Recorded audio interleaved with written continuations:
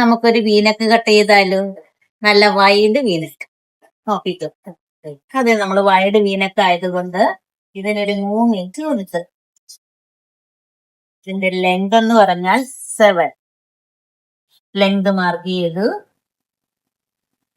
എന്നിട്ട് ഇങ്ങനെ അങ്ങോട്ട് ഒരു വി ഷേപ്പ് അങ്ങ് വരച്ചു കൊടുക്കുക.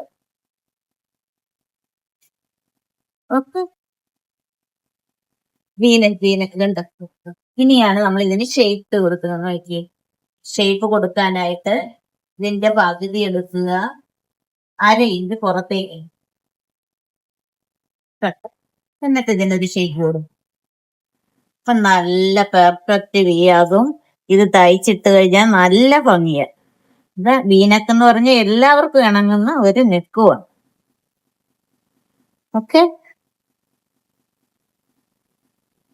എങ്ങനെയുണ്ട് എന്റെ വീനക്ക്?